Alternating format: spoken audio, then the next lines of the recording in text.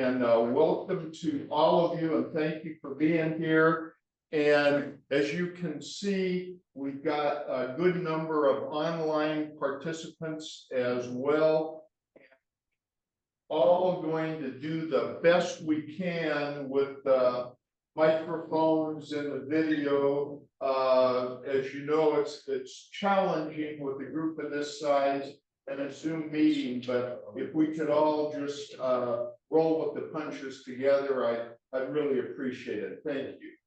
I want to first of all just let all of you know that, and I'm not going to go around and have them stand, but I want you to know who's the board of the community club and who's on the steering committee. The steering committee consists of Richard Henry, Dale Mosby, Linda Ironman, who is also a member of the board of the community club and treasurer, Jim Jensvold, myself, Richard Gibson, John Hill, Jeff Davis, who is also a member of the board of directors, Karen Fish, who's also a member of the board of directors, Bob Brown, who is a member of the board of directors, Nancy Weil, Janet Champ, and Rick Smith. And we also have two board members who are not on the steering committee, and that's Diane Matson and Susie Henry. All right, now, just by way of brief introduction, I've been coming to Arch Cape regularly since 1950. And my wife, Joyce, and I retired here and are living here permanently now. And so over about 3/4 of a century of coming to Arch Cape and being part of this wonderful community, it's been really consistent. The natural beauty and the sense of community, it's a special place. But also there is dramatic change that at least I've witnessed. We've got to the immediate north of us, Cannon Beach, and we've got to the immediate south of us, Manzanita, which all of you know very well are nationally recognized travel destinations. And it's bringing about a lot of changes in our community. We know that even though maybe the total number of permanent residents, if you look from Falcon Cove up to Arcadia, is not a great deal over 300. On any given day, there's easily 1,000 to 1,200. And so we as a community are facing the need to ask ourselves, how do we manage this change so that this unique and beautiful community stays a unique and beautiful community? And that is really the question that the feasibility study is seeking to address, which is, do we remain an unincorporated area and allow that change to be managed by the Clatsop County Commissioners, or do we choose to form a new city and have that change managed by elected members of our local community? So do we want local control? And the question is not, do we establish an additional level of government? The question is whether we establish an alternative form of government, local control. And that's the question we're facing. And one key step that we've got to address in answering that question is, what do you want if a city is formed? What do you want this new city to do for you? What services do you want it to provide?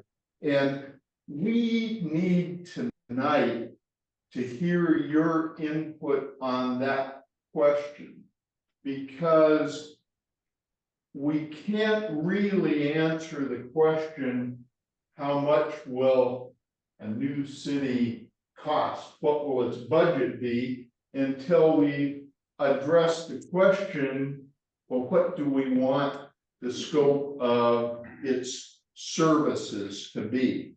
At our next public forum, and there's going to be 2 more of these, at our next public forum on September 20th, we're going to be talking about the budget question in detail. Now, I can just say to you tonight that based on the work the steering committee has done to date, property taxes, which would shift from some of them from the county to the city, and transient lodging tax revenue, which would shift from the county to the city, a little bit of state revenue sharing, as well as fees that a city collects for things like permit, might well provide sufficient funding to provide the basic level of service that our community wants if the community makes the choice to form a city. And that's what we're going to be talking about in detail in September. But tonight, we really need to hear from you about how do you envision this new city? What do you see it providing for our community in terms of services? And that's what we're going to be talking about tonight. So again, I cannot thank you all enough for being here, taking your valuable time on a beautiful Arch Cape Falcon Cove beach evening to sit in a room and listen to a guy with a yellow pad talking. I really do appreciate your time and patience in doing that. So thank you sincerely. And at this point, I'm going to turn the program over to Becky Steckler. And Becky, who is here, is the program director with Echo Northwest, who is assisting us with this entire study, which we hope to have completed by the end of this calendar year. So Becky, I'm going to turn it over to you and just really cross my fingers that we can see and hear you. Let's see how it goes. Excellent, Bob. Thank you so much. I really appreciate it. All right, I'm going to share my presentation. And thank you all. I am thrilled by how many folks are here and obviously care so deeply. We've been working with the community club and folks there at Clatsop County since the spring. And really, Echo Northwest was hired to do kind of a 2-step process. And so this first step, or really kind of like phase 1, is the incorporation study. And the purpose of this is really to explore what are all the options that you have. And I've been thinking about this recently, and it feels like when my husband and I did some major remodeling to our house, and we dreamed pretty big about all the different things that we could change. And then we started thinking about, what do we actually need to ask contractors? And what are the things that are really important to us? And how much is that going to cost us?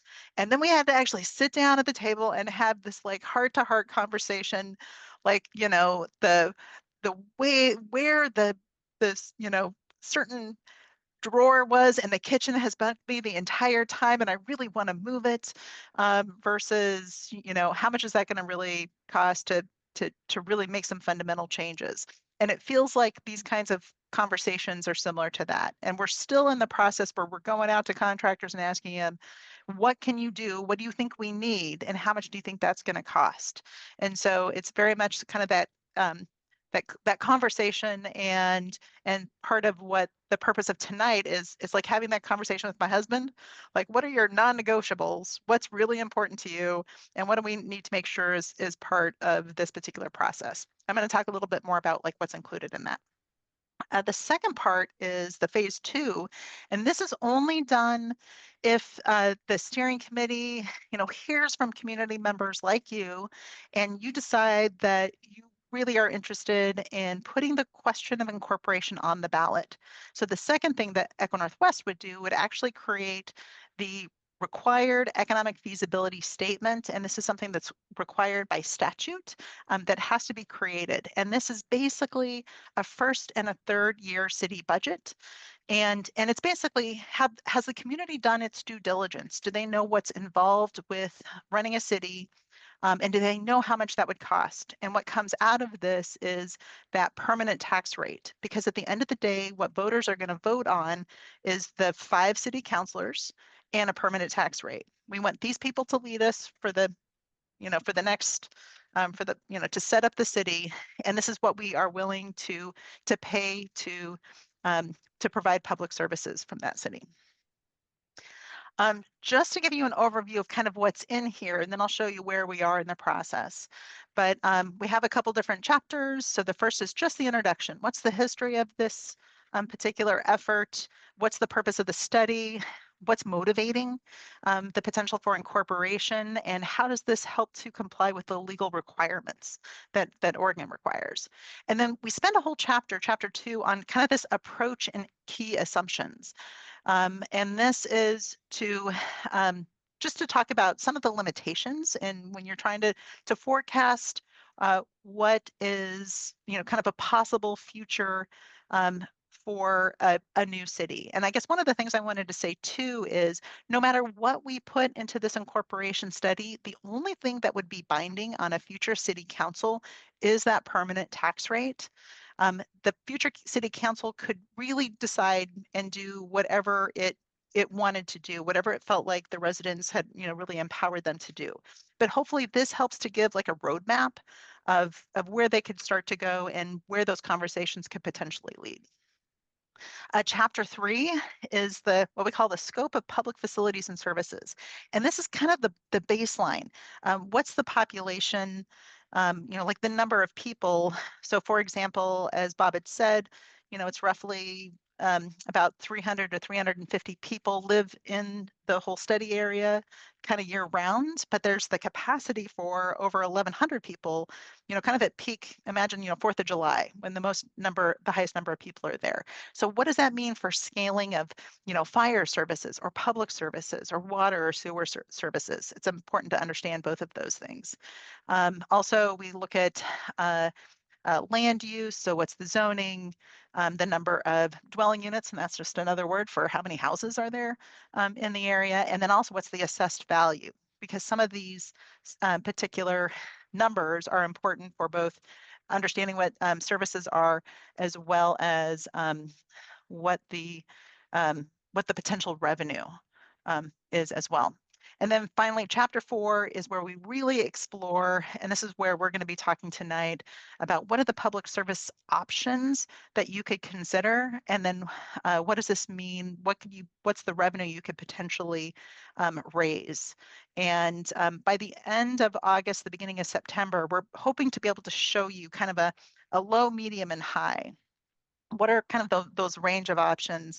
And then what would it potentially take if it's um, uh, the permanent tax rate, the property taxes that you could raise in the area, but there's other taxes as well. And so we'll talk about that.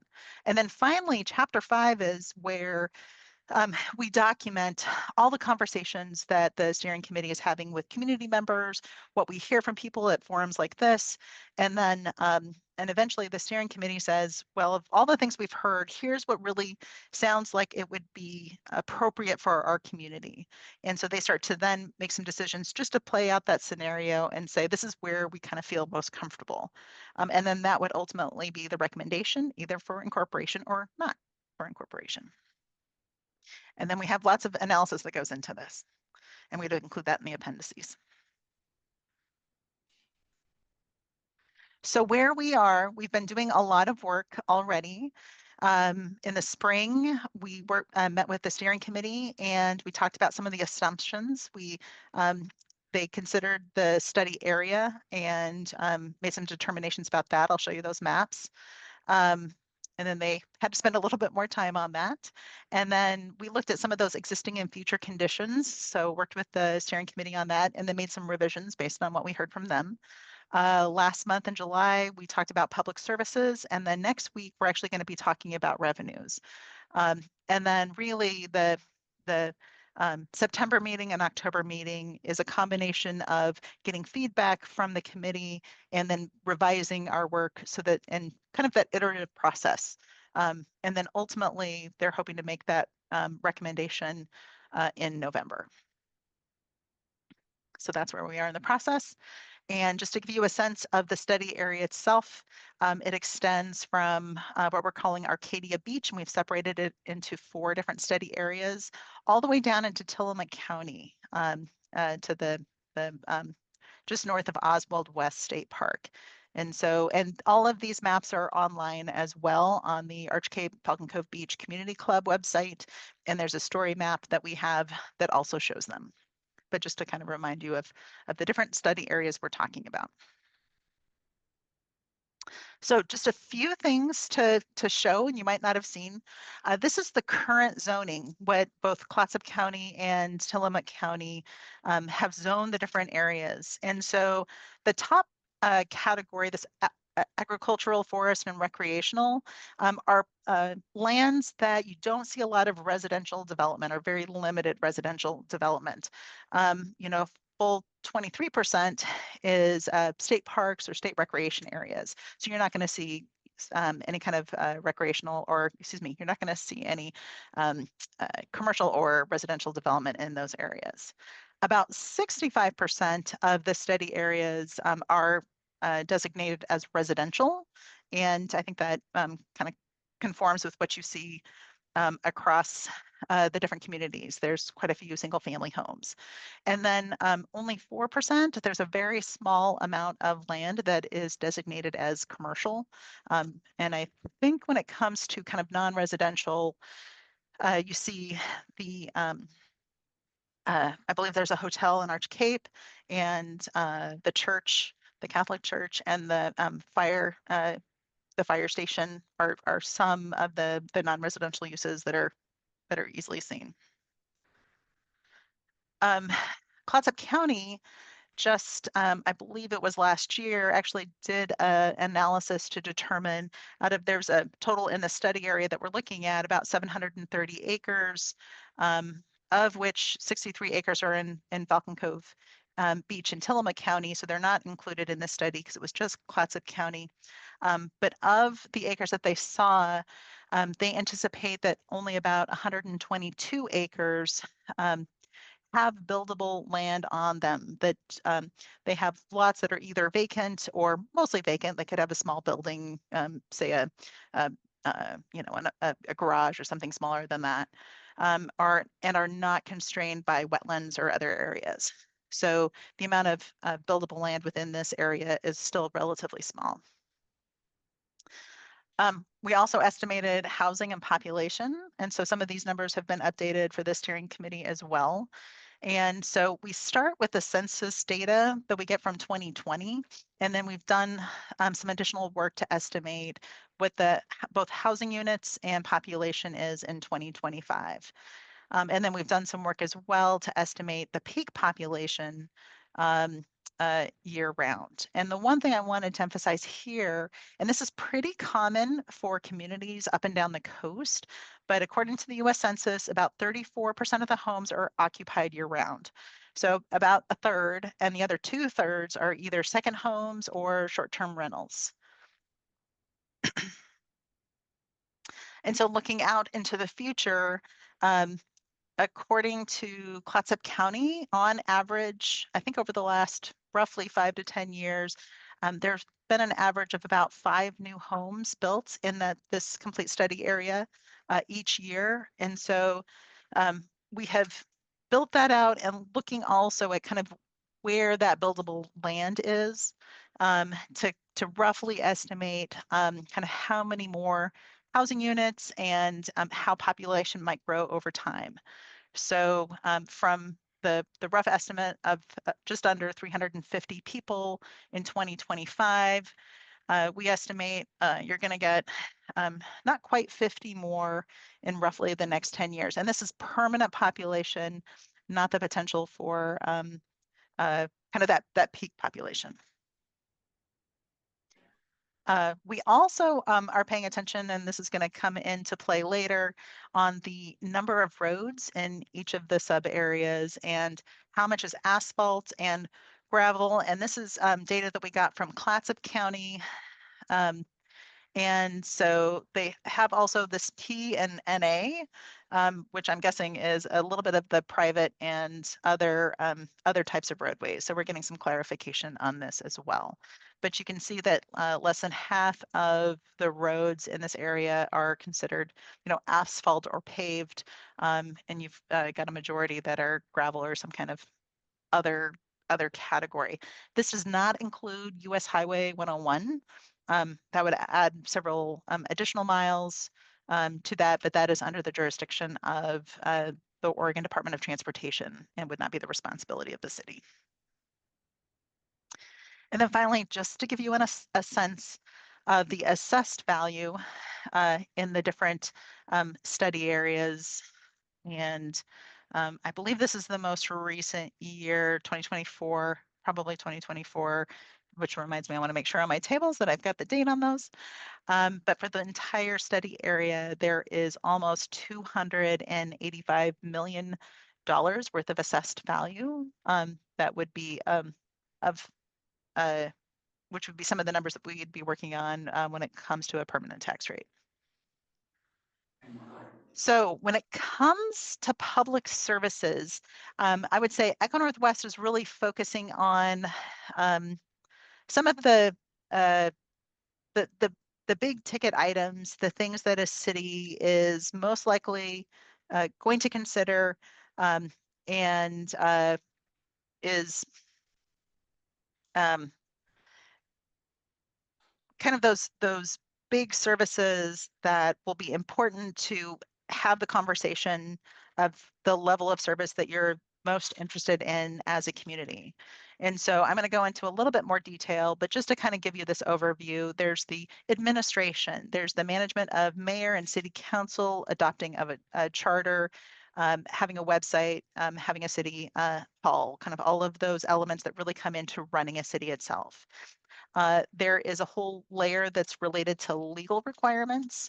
And so this is the adoption and, related to what the mayor and city council will be doing and the policies that they would adopt, but the codes, rules, laws, any kind of legal services, and potentially a municipal court. Some of these, definitely a municipal court is a little less common for very small cities, like a new city here would potentially be. Very important, public safety related to police, fire, ambulance, and then that emergency preparedness and response.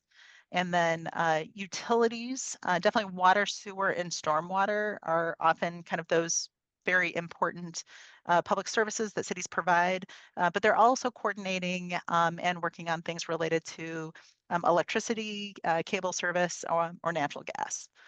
And then land use planning is also a very important um, service that's provided. And so long range planning, zoning, and code enforcement is there as well. And then finally, transportation, those streets, sidewalks, and streetlights. When it comes to public services, some of the things that the community should think about is space for public work. So that's, for example, a city hall, and even small communities often do have some kind of dedicated public, public space or city hall.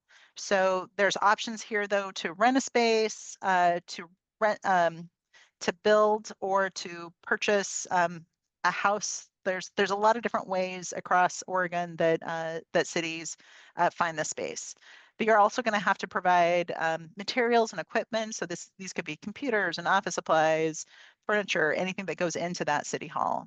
You're likely going to have to hire some kind of staff. And this could be either staff of the city or even contract staff as well, but consider the salary and overhead benefits and some required trainings that cities do have to provide. Most cities have a city attorney for all sorts of reasons, but to definitely keep you legally sound. Cities also have to purchase insurance. They're required to post public notices. They often have some kind of an operational or contingency or reserve fund, and you often want to have a website so you can publicize and provide materials that are easy for people to access. When it comes to public safety, we've had conversations with Clatsop County, and a county sheriff's department is usually required to provide some level of service. So regardless of whether the area, the community incorporates or not, the county is going to be investigating any kind of like domestic violence crimes, death investigations, cruelty to animals, missing persons, search and rescue, restraining orders, warrant arrests, kind of things of this nature. These really serious crimes, they often will be involved. What is kind of some other services we did talk to them that would not be covered by Clatsop County Sheriff's Office in an incorporated area unless there's some kind of approved relationship. And these are things that are like traffic enforcement or any kind of routine patrol, responding to calls like noise violations or other issues that potentially come up, kind of those community livability laws or standards. And they will often not respond to a traffic crash unless there is some serious injury or death. So these are the types of things that cities usually take on themselves. And then there's often, with the previous slide, there's coordination with cities and counties, depending on kind of the more serious crimes that happen. So some of the options here are to actually, if a new city was created, to contract for some of those services on this slide with Clatsop County Sheriff's Office. Or another option, though, is to contract with the closest city. So the city of Manzanita, for example, actually contracts, Nehalem contracts with the city of Manzanita for some additional police services. So that's another option as well. Or the city could hire its own staff. But this definitely option 3 is one of the more expensive kind of options that the potential new city would have. So these are some things to kind of think about and talk about. And I know that the steering committee would be very interested in the opinions of the folks that are at this meeting today. When it comes to fire services, the whole community is currently covered by the Cannon Beach Rural Fire District. And I've just got a little bit of information here. In the conversations we've had, it seems like there has most of the conversations have really revolved around the desire to keep the existing fire district. The city, of course, could create its own fire services, but that would be very expensive. And given the location of the fire station, so far, that has been where the conversation has landed. But if you felt differently about this, this would be a great thing to bring up as well. Emergency preparedness and response. Some of the different options here these are kind of additive. They don't have to be, they're not mutually exclusive. So for example, Clatsop County, they had created in 2021, and when they create their next multi-jurisdictional natural hazard mitigation plan, they often work directly with this other incorporated cities and the unincorporated communities to create a multi-jurisdictional county plan. That's fairly common in Oregon, and the creation of these plans are important because assuming there's federal money from FEMA, if a natural hazard does happen, then it qualifies you for those funds. So, and Clatsop County seems in the preliminary conversations that they would be willing to include any new city into this particular plan. But in addition, I know that the community club has done a fair amount of work around emergency response. And so this is, there's a potential either to contract or to have city staff that potentially take on some of those responsibilities so that you have that continuation of service. And you all already would have city staff that would be coordinating with the county or other emergency responders, the fire district and others, if a natural hazard or some kind of extreme event happened, then they would have that kind of built-in coordination in place. Now switching gears a little bit to land use planning, this is definitely one of those areas where, the incorporating as a city would give you an opportunity to take on those responsibilities related to land use. And every incorporated city in Oregon is required to adopt a comprehensive land use plan, an urban growth boundary, and implement that zoning and development code that basically implements its comprehensive plan. The Land Conservation and Development Commission, that's a statewide body, and they must acknowledge a city's comprehensive plan and UGB and basically acknowledge that it complies with the relevant 19 statewide land use goals. And then finally, to create these kinds of plans, I've been talking to a number of different organizations and firms, and they anticipate that it would cost in the neighborhood of about $300,000 to $500,000 and would take multiple years to complete, and likely would include like a visioning element and quite a few other elements as well. And grants are sometimes available for these also. So it's not necessarily the sort of thing you would have to come up with kind of all at once. When it comes to planning, there's both long range planning, that's that comp plan and UGB, that kind of work. But then there's the current planning, which is the actual creating or approving of permits for development. So somebody comes in and they want to build a house, so they would get that land use and building permit.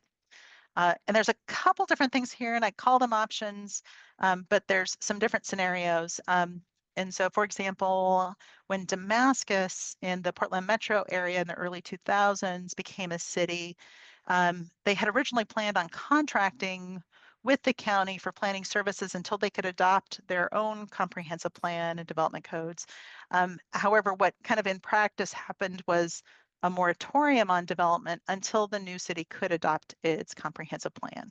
So it has financial implications. You might not have to contract with the county. Some other options, though, are to contract for professional services, which a city could do in years 1, 3, and 10, or hire its own city staff. So we're looking at some of those options, and if there's additional, if you have some thoughts about these, this would be great to hear about as well. Now I'm going to switch gears a little bit to some of those utilities that we talked about. And I'm going to start first with sanitation. There's just one sub area, basically Arch Cape, that has a sanitation district. In the other sub areas, everyone has a septic system.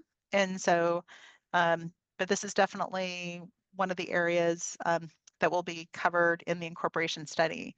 And so, and with pretty much all of the both special districts or providers, there's two options that we're really exploring, but would love to hear from community members as well. And one is keeping the special district. The incorporation statutes basically say that the default is that option 2, transfer of assets, liabilities, and functions to the new city. However, there is the option to keep the special district as it is. And so definitely in the corporation study, we're exploring both and having conversations with those special districts. And within the study, at least for the short term, we would assume that operations would be roughly the same, at least for the purposes of studying and making estimates about how much things would cost. When it comes to water, it's a little bit more complicated because there's 4 different water providers. So Cannon View Park, which is up in this area of Arch Cape, and Elk Flat, it's not the water district, Elk Flat Water Company are both private providers, and so they're not covered by the requirements of the Oregon statutes. But Arch Cape Water District, it's the same kind of 2 options that we're going to be exploring, one of either keeping the district as is or transferring those assets, liabilities, and functions. And pretty much the same thing for Falcon Cove Beach domestic water supply. So being able to describe both either just keeping it as is or transferring the assets, liabilities, and functions. Most of the final thing I'm going to talk about is related to transportation. And so I showed before the total amount of roads that are in the area, a bit over 11 miles. And I guess I wanted to pause for a second here. The budget that's required in the economic feasibility statement is an operations and maintenance budget. It's not a capital. So capital is usually like physically purchasing or constructing those physical assets like a road. But operations and maintenance does include, you're going to grade a road, you're going to resurface it, kind of things like that. So it's one of those things we want to assume. So at a minimum, kind of that low level of service, at a minimum, you want to make sure that your emergency vehicles can get to the people that they need to get to. I'm going to let another person in and hope that they really want to be part of this meeting and be ready to kick them out if not. And so kind of so at that minimum, you want to make sure that you're filling those potholes and making sure that the vegetation is removed so those emergency vehicles can get through. Kind of a medium level of service might be doing that, as well as having a regular kind of resurfacing schedule for paved roads or grading gravel roads. So not necessarily providing additional like kind of level of service. And we've kind of reserved that for that high level of service. And that would be actually going through and accepting the options, doing all the things in options 1 and 2, but then potentially paving roads and even potentially converting some of the private roads to public so that all the people that are paying that tax get the benefit of upgraded roads. When it comes to transportation as well, we're also considering streetlights. There are a number of streetlights in Arch Cape and Falcon Cove Beach, and just even the coordination on paying for electricity, which is currently kind of privately coordinated by property owners, and potentially, if it was desired by the community, making sure that there were additional streetlights. And there's the potential too for making it easier for people to be able to get around by walking, biking, or even beach access. There's kind of some other potential improvements that could be made as well. The last thing I want to say is related to revenue. We're not focusing on that tonight. I think you're going to get a chance to talk even more about potential revenue at the September meeting, and we're going to be covering that in the steering committee next week. But ultimately, the one thing again that would be in the any kind of incorporation ballot measure is going to be that property tax. If you incorporate as a city, you would get that state revenue sharing, and that's on a per capita basis, like per person. Every city in Oregon gets some mix of liquor, cigarette, gas taxes, cannabis taxes as well, things like that. Cities generally include building permits, development fees, kind of things of that nature. They're very modest. There's also the potential for utility franchise fees. And then there's those other revenues, as was mentioned, the transient lodging tax, which is sometimes called a short-term rental tax. There could be a maintenance fee. And also there's a number of grants that the city could apply for as well. And with that, I've been talking a lot. I'm going to pass it over to Linda. Check in here. Can you and the other participants hear me as I'm talking right now? Yes.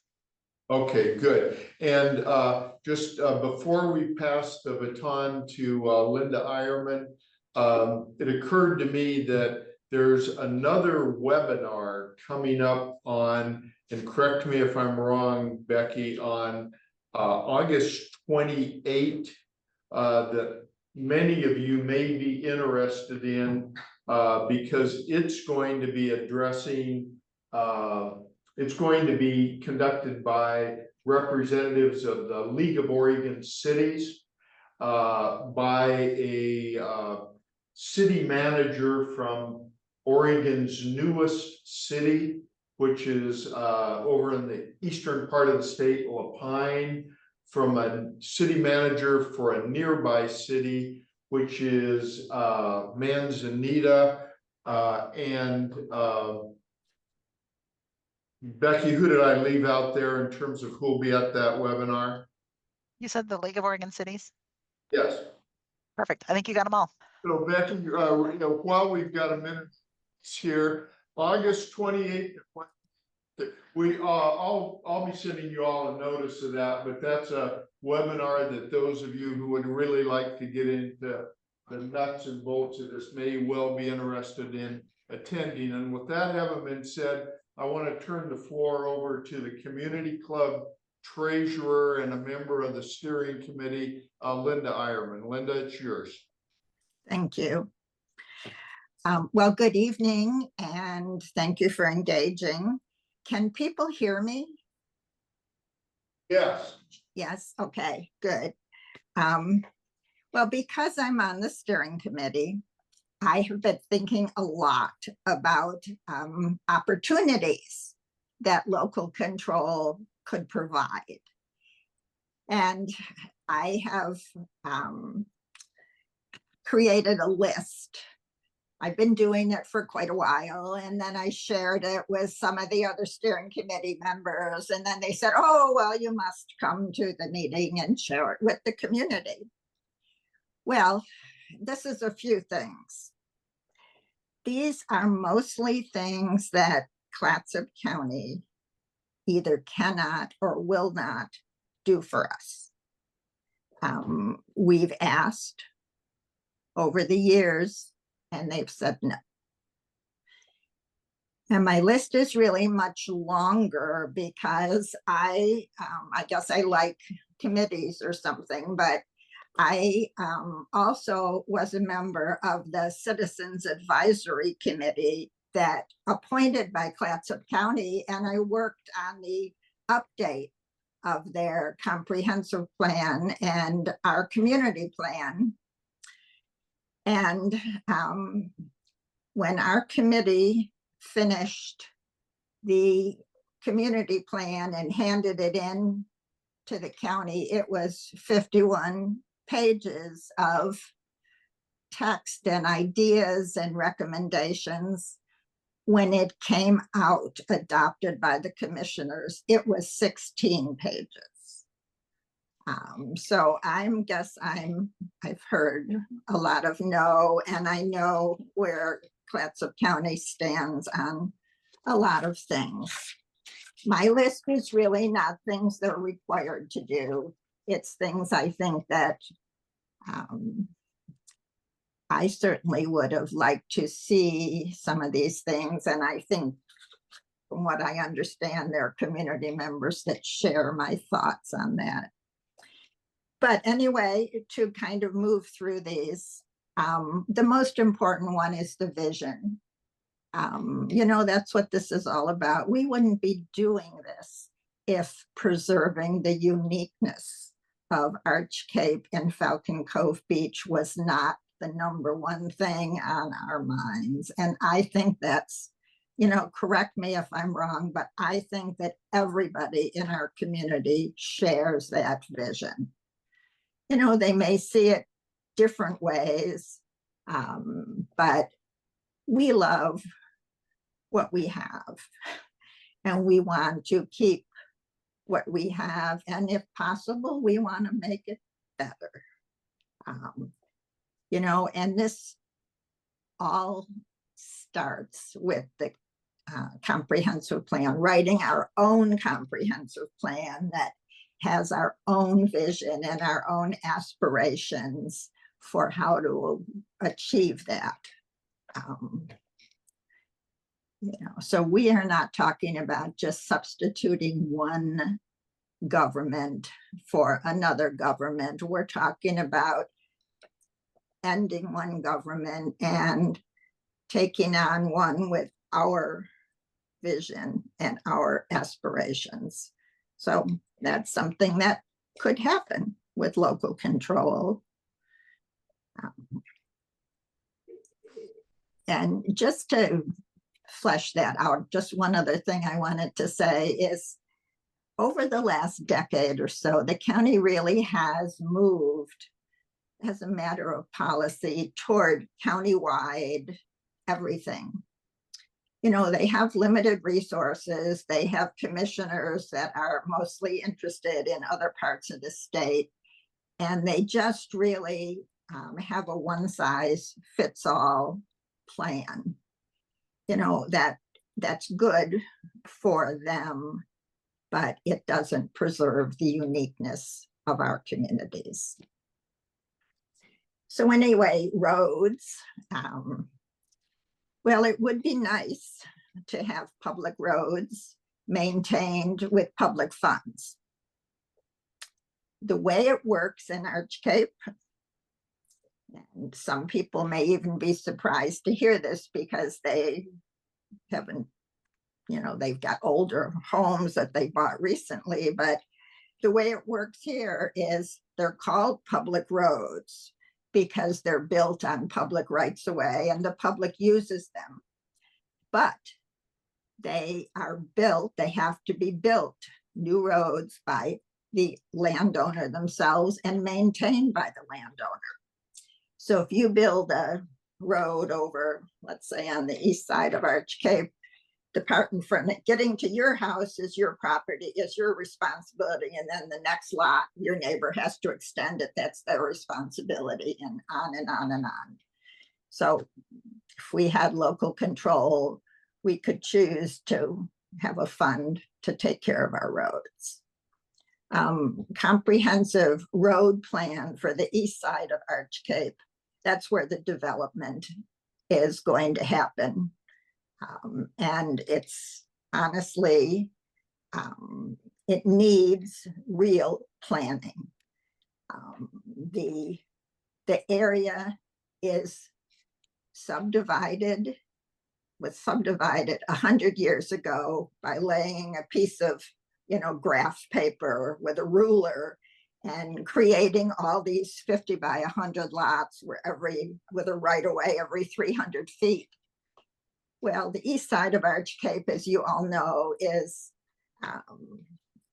it's steep slopes, it's wetlands, it's got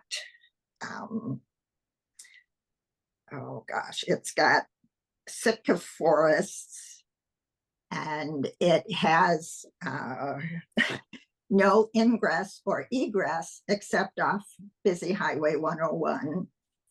So it would be nice before much more development happens for a task force or some guidance to be put in to have a comprehensive road plan so that we could, if we wanted to, have turn some of those public rights away into a pedestrian path, you know, or a bicycle path that would run from south end of Arch Cape at least up to the fire station.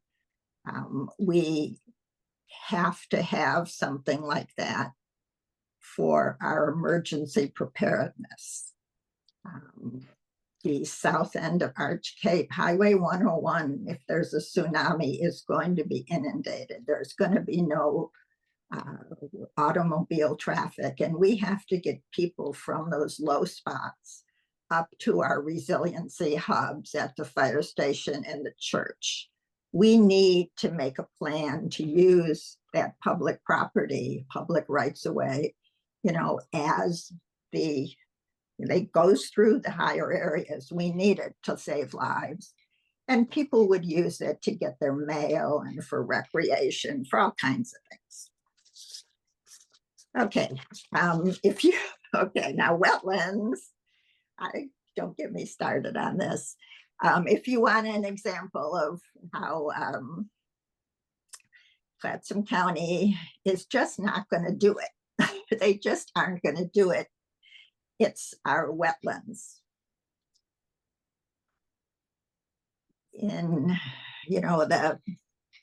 It's been almost 15 years now since the community club spearheaded an effort to create a local wetlands inventory. The rest of the county was inventoried back when the original comprehensive plan was enacted, but they ran out of money and they didn't inventory any wetlands south of Seaside.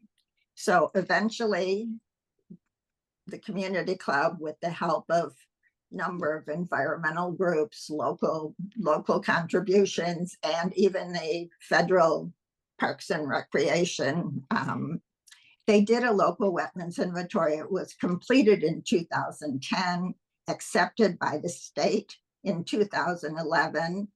And to this day, despite numerous requests and task forces and whatever, it's never been accepted by Clatsop County. And as a result, we do not have a local wetlands protection program. And it doesn't have to be that way. These other items I'm just going to run through because I think the whole point of this is to get public input. A community center, of course, would be wonderful. We would love that. Most likely, if we incorporated, City Hall would be at the fire station for at least the first few years. But, you know, you can always think ahead. If we put a visitor information center in it and a coffee shop, then, you know, perhaps we could use some transit lodging tax to pay for it. And it would be really nice to have mailboxes, enough for everybody who lives in the community. Trash cans at the beach access points. The community club, every year we hear from people asking for that. But trash cans have to be, you know, they have to be maintained and they have to be emptied. So that's certainly something a new city could take care of. If we're looking for revenue and increased public safety, we could have our law enforcement officer issue speeding tickets. Or we could perhaps try to get our speed limit down, because people are walking across 101 to get their mail, to go to the beach, to visit their neighbors. At 50 miles an hour, it's very high risk. And then, just to say, I was a little bit late understanding that the short-term rental taxes, if a new city was formed, would be the responsibility of the new city to impose, and then they would get the benefit of it. Not 100%, because the state and the county would still get a small share, but about 80% of it would come to the new city. Some percentage of that could be used for things other than visitor enhancement. But there would be a definite benefit.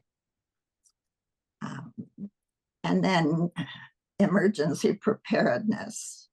I'm sure you all know that it's been 2 years now that the Arch Cape Falcon Cove Beach Emergency Committee has been working so hard to put in these emergency caches and raise the funds to do so.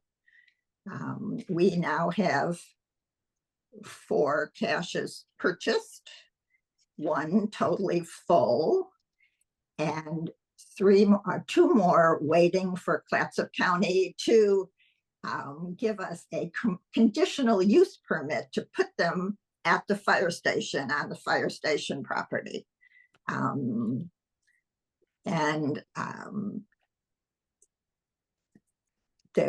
The community club will keep working on this as long as necessary, but it would be nice to have emergency response organized by someone other than a volunteer nonprofit.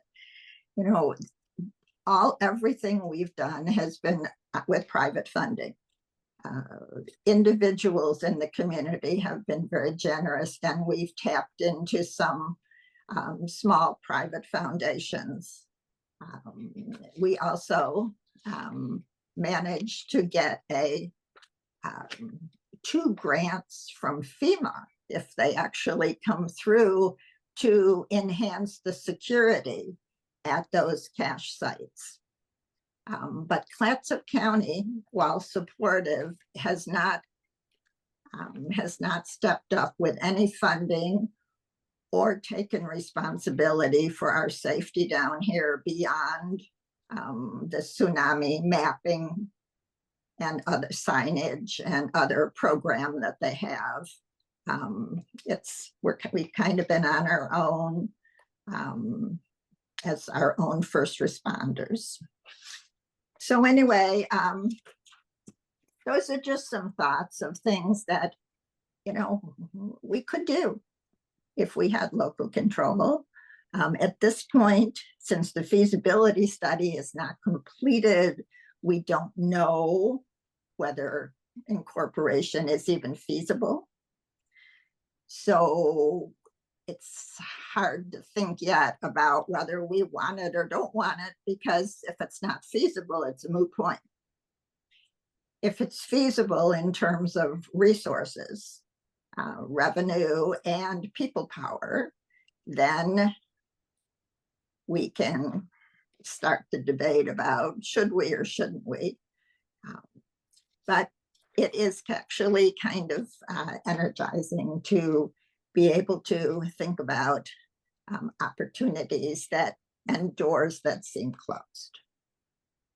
Okay, so we hope to hear from you. Thank you so much. Thank you, Linda. Bob, do you want to take it from here?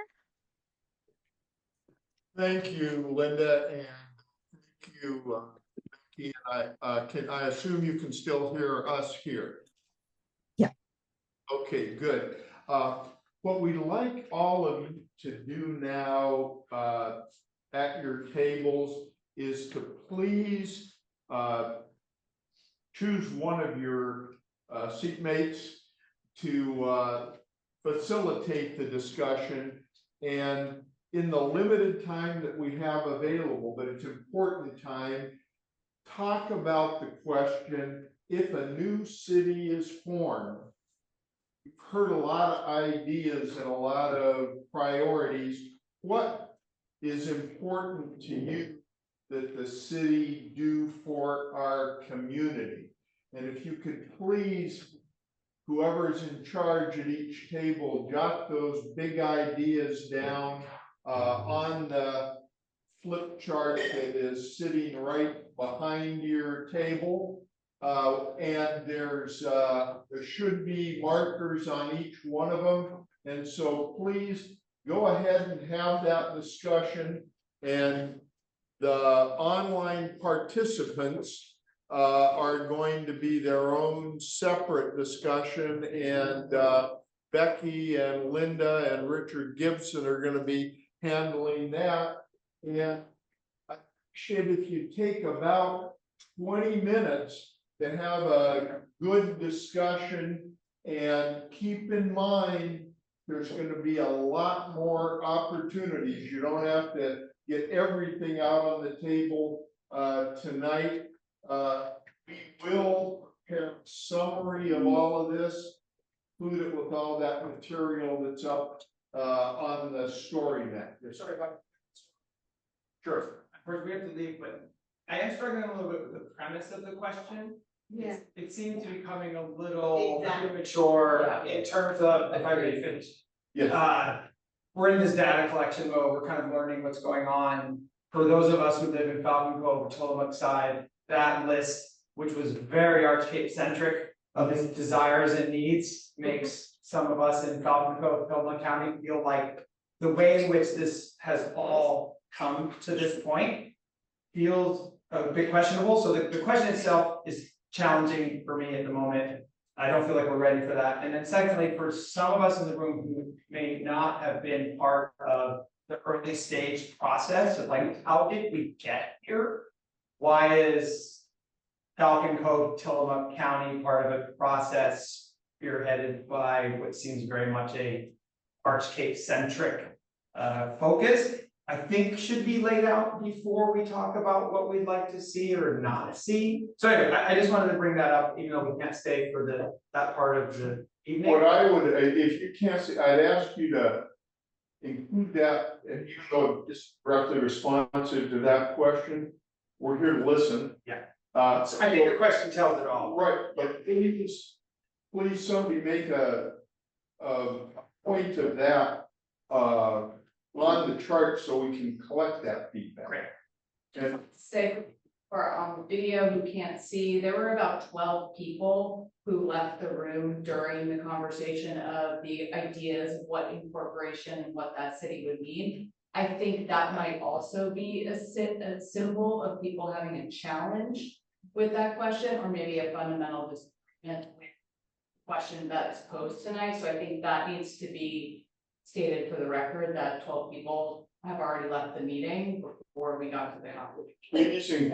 The language implies or assumes that the question is that the, When we get a new city. Yeah, that We're- it's a, Yeah. yeah, And wording. well, I apologize if the wording, No, it assumes or implies that the corporation and the city is something the majority of us want, right, and that's premature. I guess the big question is why are we here? How did this get started? As suggested. Exactly. A lot of people don't know that, Bob. For some of us who've been lucky enough to get the early flyer, I think you come to understand how the law allows people to designate an area. But I don't think many people know that. well, let me, would it help if I were to just from my personal standpoint address that? Just, It's not gonna hurt. would you like me to do that? Yes. Okay, I think the genesis of the incorporation study is that there has been a community-wide frustration for a number of years about the county regulation of the unincorporated areas of the county, and specifically Arch Cape. And the most recent manifestation of that has been concern about the recently adopted law duck amendments with the, for example, lower lot sizes. So there has been a ongoing community conversation about, would the community like to have local control over important decisions like a zoning ordinance of our own and our own management of that process. All right, and then the second thing I would say is that there has been a community-wide frustration about tax revenues that are collected by the county, and a sense that those tax revenues are often not returned to this area in terms of an investment in this area. And so the question arose a number of years ago when there was a less extensive study done of this issue of, would the community be better off to incorporate and to be able to, for example, adopt its own zoning code. And I'm not going to go into all the other things you've already listened to. That's where this arose. And so the community club went to the county and asked the county if the county would support the process of the community looking into those questions. That's how this arose, and that was a decision made by the board of directors of the community club, which, as you heard at the outset, consists of folks from Falcon Cove Beach and folks from Arch Cape. For example, I think tonight, I'm just looking around the room, I'm going to get it wrong, but I think Jeff Davis and Karin Fish and Bob Brown are all members of the board of directors of the community club, and that was a decision made by the board. And then once the study was commenced, the decision was made to have the study area be as broad as possible in terms of what the community has historically thought of as the community. And quite honestly, the discussion was it would be presumptuous of Arch Cape to commence a study of the incorporation of Arch Cape and exclude people who are from Arcadia or Falcon Cove Beach or Elk Flat, because they have all historically been considered to be part of the single beautiful unincorporated area. And actually, and I'm going to get the numbers wrong here, but I think that the steering committee consists of if you were to just draw the line at the tunnel, it consists of 6 people on the Falcon Cove Beach side of the tunnel and 7 people on the Arch Cape side of the tunnel. So the desire, quite honestly, was to be inclusive. Now, specifically, as you saw in those maps that were put up there, the decision was made early on to divide the entire study area into Arcadia, Arch Cape, Falcon Cove Beach, And then Elk Flat, the portion of the community that's in Tillamook County. And the specific reason was so that we could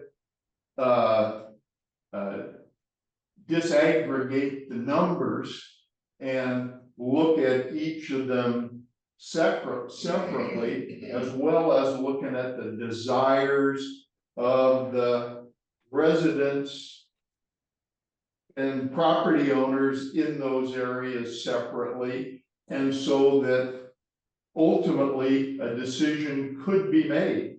But just respectfully, Bob, the people you're referring to on the board are unelected officials, and most importantly, the decision that you're talking about, that when it comes to a vote, it is not an equal vote. It is a vote that's disproportionately in favor of the population of residents in Archgate. And just for all fairness, Good. I think those who have been annexed, if you will, into this process, whether you live in Elk Flat or Falcon Cove, Tillamook, don't truly have an equal representation in the final decision. So I love the community aspect. I'm a community guy in town, I have a big family, but I don't see that the nature of decision to be community or representative of residents in these collective communities. So I do think that needs to be hashed out in this process and understood by everyone. So if it does in fact come to a legal vote, that people really do on all sides and in all community areas understand what they're being truly brought into. Sure. For clarification purposes, please, if you said that there was two main reasons that this came about, right? Basically, Right. so related to those two things, if incorporation occurred, does that, if the right word is supersede what Clatsop County's trying to do from a zoning perspective? Because they say they're doing it in response to what's happening around the rest of the state, right? Decreasing the lot size, more density. They were gonna impose that on us in Archgate and the rest of the community. So if we were an incorporated city, would we be able to avoid that? Number one. Number two, so the revenue that you're talking about specifically, that's short-term rental revenue. Basically, it just goes to Clatsop County and they don't spend it on us, do they? Let me take those two separately, and I think we're on the same page. I think so. Take them two I separately. think so. The revenue a new city, if it was formed, would receive is if you go home and pull out your property tax bill tonight, you'll see that there are two line items on that property tax bill that total up to, I think it's $1.79 per thousand. All right, and I think that's rural law enforcement and rural road. Bills from those total $1.79. Those apply to the unincorporated areas of the county. So if we were to incorporate, there's $1.79 per thousand that wouldn't be charged by the county that could be charged by a new city. Okay. And so you've got a sort of a starting fund there. All right. All right. That's one of the potential big sources of revenue. And then the second thing is there's a transient lodging tax. Now that transient lodging tax currently, you know, if you're a short-term rental owner, you're collecting the tax and you're sending it to Clatsop County, right? And then part of that goes to the state of Oregon, but that's that transient lodging tax. If we incorporated, the new city would come in and say, likely, we're going to adopt our own transient lodging tax. And then that revenue would come to the city instead of going to the county. Now, all of you who know a lot more about this than I do, know that there are limitations by state law on what you can do with transient lodging tax. But suffice it to say, that would be a significant source of funds, all right? Now, there'd also be the state revenue sharing, you know, the share of sin taxes, there'd be license and permit fees.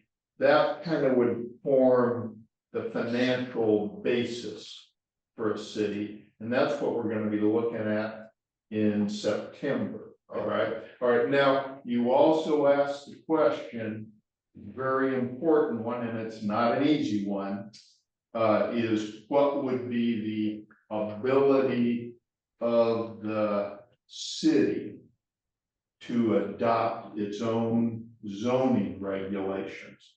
All right, now, I find the easiest way to answer that question, it's the way I did it for myself, is pick out a city of similar size, like Nehaven, or Manzanita, Wheeler, Gearhart, you know, and go to their website and look at their city code. And you'll notice that there are the city of Nehalem zoning code. And you'll see that there's the city of Nehalem process for getting a permit. All right, so when a city is formed, it is empowered to do what the county did when it adopted the recent law doc amendments. The city is now the government in the area, and the city can adopt the zoning regulations and then the corresponding, you know, permitting process. So yes, you do have the ability as a city to refine the standards for your community. Now, your question made a really important point of the Clatsop County law doc amendments that will apply to all the unincorporated areas, including us. Those are required by state of Oregon law to be consistent with the 19th state of Oregon statewide land use planning book. So it isn't like if we were a city, we have carte blanche. You know, in other words, if when you're adopting your zoning regulation, you have to do it in a manner consistent with the state of Oregon goals, but yes, we'd have the ability to craft a zoning ordinance, for example, that meets our unique needs.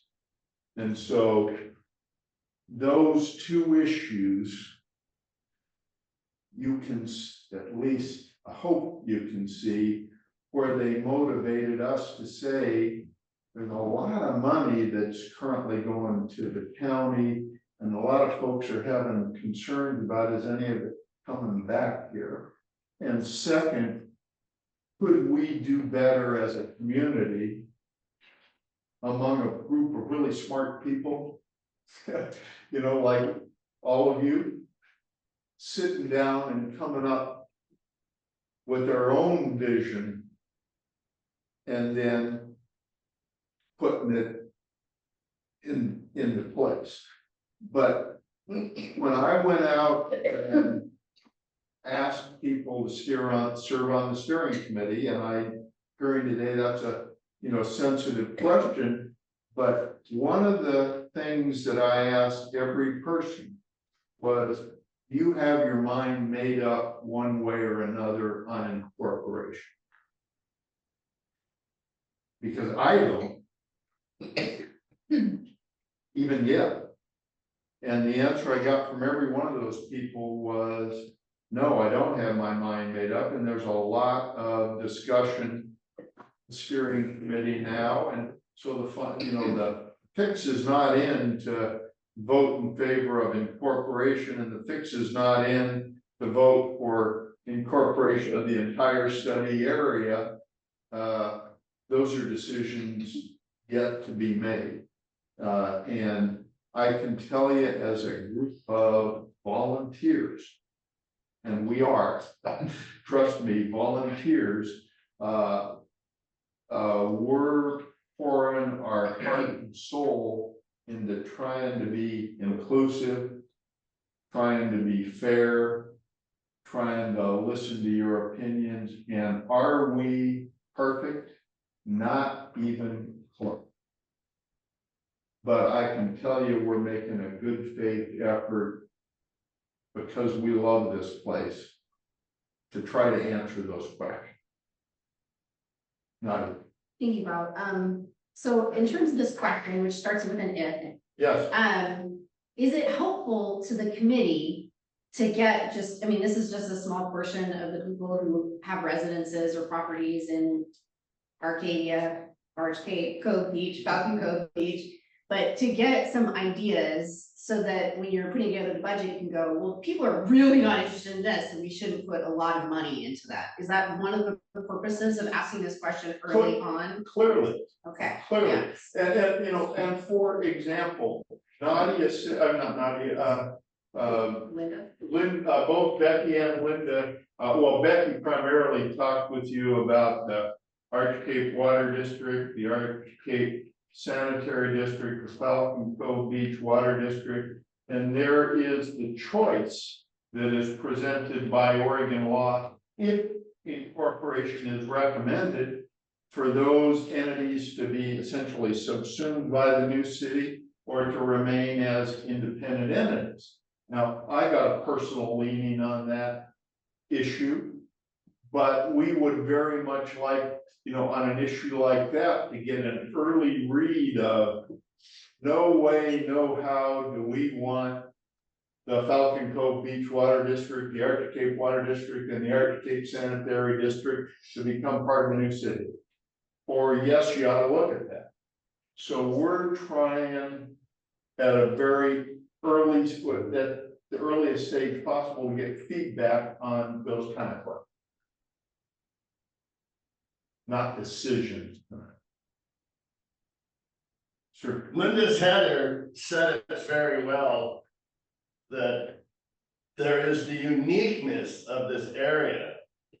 Why do we want to complicate it and turn it into a city? Yeah. We can barely afford to run a sanitation department here at Arch Cape. And we're going to be absorbing some immense financial responsibilities. It's an I entirely live here because it's unique. And But me too. I don't want a city or a cop running up and down the street or, you know. And that's why we're I don't asking think for that's- what, and a city doesn't have to have a cop. Yes, well, No, yeah, running up. we gotta have a mayor and 5 city council. Yeah, If my taxes will go up. You've currently got 5 commissions. And so we're. And I understand the side, we're not getting our just due from the county. Right. I live on Cottage Lane. They come down and maintain the roads down the south end of Arch Cape. The county will come grade it. They won't do ours because I'm on a private road. I don't know. I didn't see that when I bought the place, but whatever. I gotta go, but I have to say. No, and I share your reason for living in Arch Cape. I told you, I've been coming here since 1950. And there's nothing I love more than just wandering around the patchwork of trails and you know, and the beach, etc., you know, around this sort of beautifully disorganized area. I love that. All right. But also in working on the emergency committee and looking at the kind of issues we face with a tsunami or a landslide. And one of the things looking at, well, is Arch Cape the same way it was when I started coming down here in 1950? Well, the answer is it's not, because there's getting to be a lot more people around here. And if we want that beautiful, unique arch cape 10 years from now, and if we rely on the county to do these things, sort of basic things that are required to keep what we love, how confident are you that the county is actually going to be managing that growth in a way that you're comfortable with? That's why I'm not saying I'm drawn a conclusion which is the answer to it, but that's the reason we're looking at it, is this place is changing whether I want it to or not. And I want to look at, can I have more control with people like you who I trust?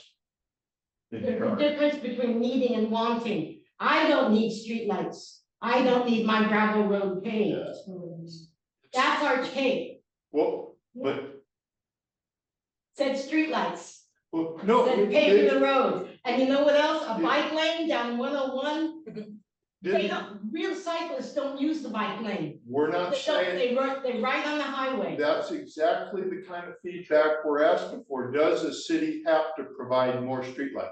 No, none. No. Well, So there's a lot, do many cities do that? Yes, we're asking for your feedback on those kind of questions. What about ADA requirements when you're? You guys gotta let this young lady. Let her talk. Her arm's gonna fall. All right. Sorry.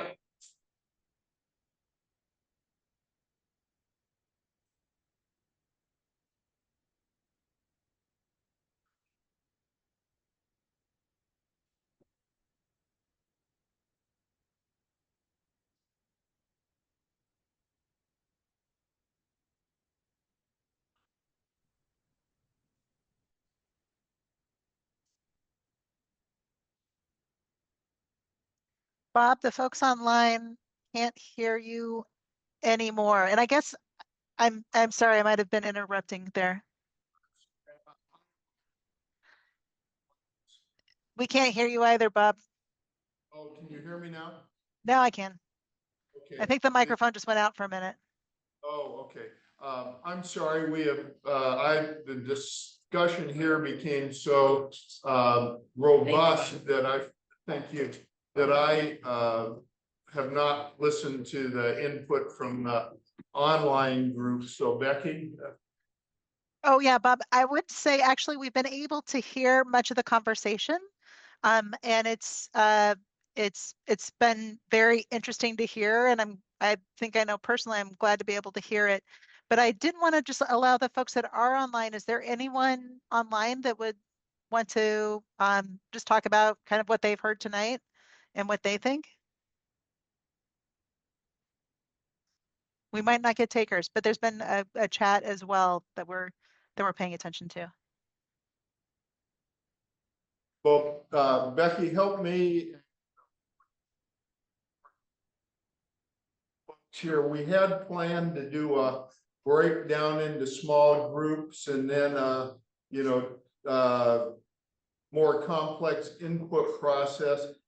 How does everyone feel given the time? Want to keep the discussion going or continue the exercise, or what would you like to do at this point? It's your time.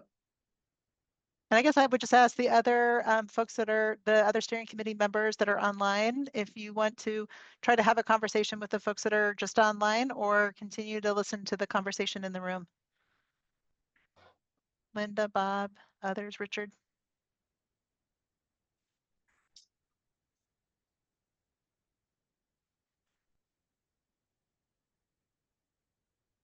No one's coming off. So I'm going to guess, Bob, that maybe we continue to have the conversation.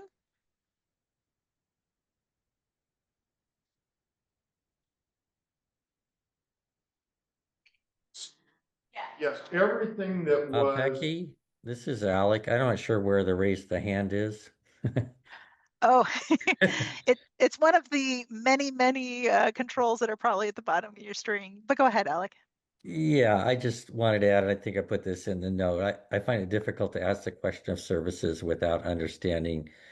It's sort of, you made the analogy of renovating your house. This would be like saying, we have an unlimited amount of money to renovate our house. What do we want to do? To me, without understanding an implication of what the taxes and everything would be, what is the maximum available, what's realistic within the existing scenario, and what does that mean just to run the basic services.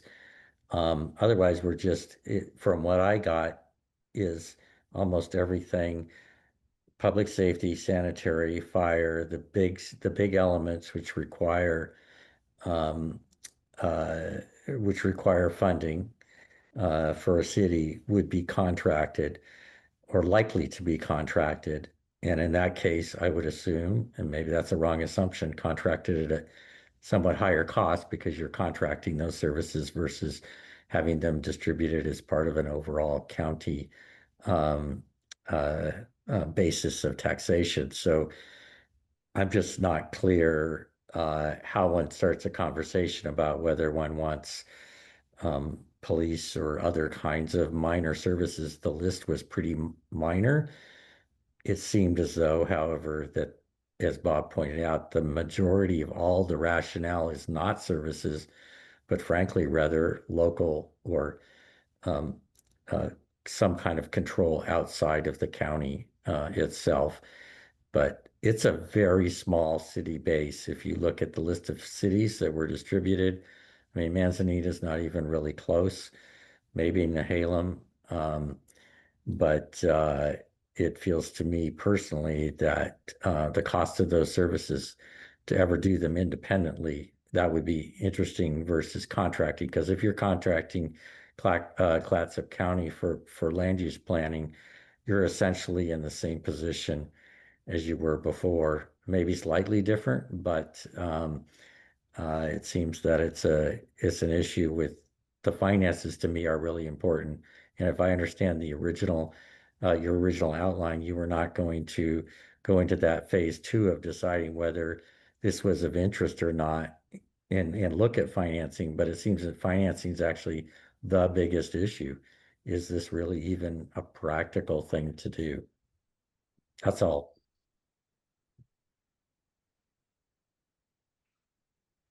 Bob, do you want to respond? Alec, I think you're absolutely correct that for the community to be able to provide its inputs kind of in incorporation more generally, that absolutely having that information, and we're hoping to have that additional detail. We've been working on collecting it all summer and doing that analysis, and then working with the steering committee to make sure that we're collecting the kind of information that they're interested in and that they think that the community will be interested in. And we're hoping to be able to present that by the end of August, beginning of September. So, and then there's still several months for the community to look at that and say, yeah, we want kind of, and I think, you know, Bob, I don't want to speak for you specifically, but I know you're trying to provide multiple opportunities for people to weigh in and to say, this is what's important or what's not important. So tonight is definitely one of those opportunities, but it's not the only one. And there's additional opportunities as well. If Becky, in your analysis, could you please look at, you talk about similar cities that you're looking at that have been incorporated, the ratio of commercial property at 1% right now at 4 acres. That is significant. If you look at other cities, I believe, Nehalem, even Manzanita, Cannon Beach, all those would have a much higher percentage of tax base in commercial properties, which then translates into the transient lodging tax, which is 70% required by law to go into promotion of tourism into Arch Cape.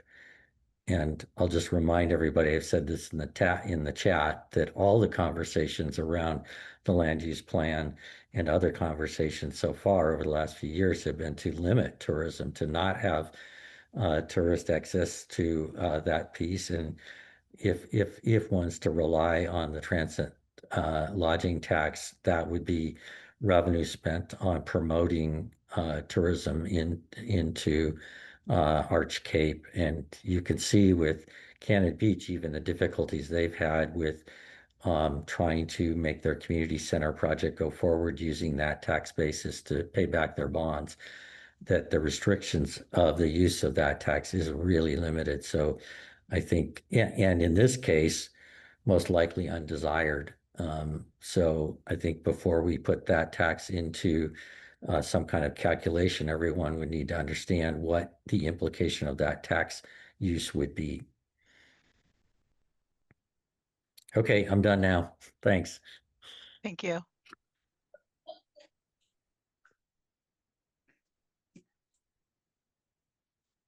Well, and Bob, you might have to speak into the microphone again.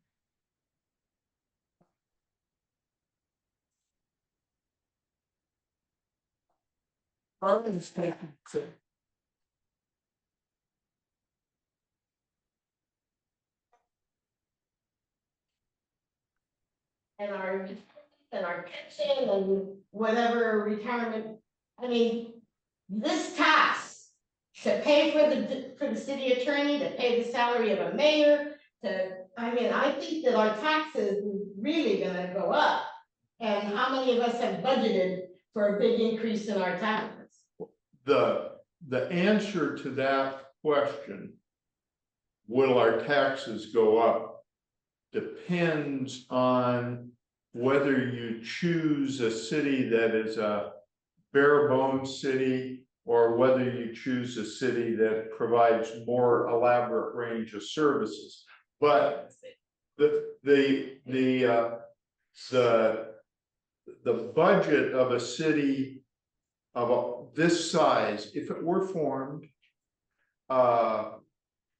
with keeping property taxes at the current level, I'm just guessing with you, the financial, well. You said we need a city hall? No, it said those were things that were presented as things a city can do. I think it's a runaway train. Well, that's good input. Sure. Let's make a suggestion. Yes. First, I want to compliment you. Yeah. There are a lot of different views and opinions that there are a lot of smart people in this room and people. And you're trying to navigate a very messy, complex process. I appreciate what you're trying to do. Thank you. So it's in that context that I make a suggestion. And it's on the heels of some of the things we're hearing here. I know for me personally, I think walking in the room, I was feeling like, well, you're asking me for a wish list, and I don't know what that wish list is going to cost me. Exactly. So I think to the extent that we have a consulting group who's advising us, I don't know what their mandate is. I think it would be helpful to really understand what that mandate is. If it's just to gather data and provide options, that's one thing. But to the extent that our consultant has done this kind of work before, and they have a pretty good sense for what's feasible and not, given the size of our community from a financial perspective, I think it would be helpful before you ask people what they want in terms of services, to provide low, medium, and high services, meaning what's essential for a city to operate. What's not negotiable for a city? What is the bare bones cost going to be, and how will we pay for that? And then if you step it up to a medium high, and then you frame it in the context of per $1,000 of assessed value, what is it going to cost me for this benefit and that benefit, this service and that service? So then I begin to get a sense for what I'm asking for and what it's going to cost me. And if it's neutral, and we get the same as what we have, and we get more control, I think you're more likely to get a follow. If it's a marginal increase of cost and a much greater increase in benefit, something we can look at logically. I mean, I'm just speaking for myself, that's how I think about it, and I suspect others might as well. Then I'm in a better position to make an informed decision and have informed input for you and the steering committee to then represent me. So I'd encourage you to think about flipping this around a little bit and doing some additional work before you try to have this kind of forum. Because otherwise, what's on my want is Nadia's need and is this lady's wish. And, you know, I don't think we're gonna make all the wishes. We might meet our needs, but we've got to meet our wants.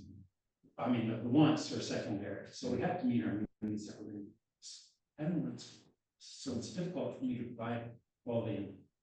Thanks for listening. Yeah, no, amen, that was good, well said. But also important what we don't want. And that's really important, because we choose to be here. We choose not to live in the city, you know, my family's been here 60-something years, but I've been in Cannon Beach since I was 4 years old, and I'm 78. Yeah, I'm here because it's the place to be, it's paradise. Let's not pave over paradise. I'm sorry, but. I think we have the same goal. And but I do think that there's an honest question about, and that's what I'm trying to convey. I think there's an honest question about, it is paradise and we don't want to pave over paradise, but if we don't do anything, and this is the question, not the conclusion, if we don't do anything and just leave it to the county's one-size-fits-all management of the unincorporated areas, is it going to continue to be paradise when the people making the decisions are not the people sitting in this room? That's the question. Yeah. Well, my proposal to all of you, and this is not a decision, it's a proposal. I'm seeing a lot of tired folks, and I think we have heard a lot of good input. And a question of yours that I never answered is, you asked about the presentation that was given tonight. I'm old fashioned, I need a copy of all that stuff. There is, if you, on the community club website, there's a tab that says incorporation. And all of that will be. Well, and if you go to that tab, it refers to a story map. And there's at that story map, we had a prior public forum on May 17th. There's a recording of that. Oh, good. There will be a recording of this session. There are minutes of all the steering committee meetings. There'll be a copy of Becky's presentation and Linda's presentation there. So the long-winded answer to your question is, that will all be available for you to look Because at. I'm sure some of us are also aware of concerned people that weren't able to be here. Certainly. And it was a Certainly. comprehensive report, so. You're also getting what you wanted via this forum. Oh, no. Because we're not writing it down, but if you did this on the website, people will give you And I agree entirely with your comment there. This is, I know for many of you, it's frustrating to answer the question, if a new city is formed, what do I want it to do for me, when you don't know the dollars and cents? I gotta tell you that asking that question has produced a lot of valuable input. So I appreciate the input that we've gotten tonight, and I think that the session has achieved that goal, even if the question is, in the opinion of many, imperfect. So it's definitely worth my time, and I thank all of you for devoting your time to it as well. well run. Thank you. Thank you.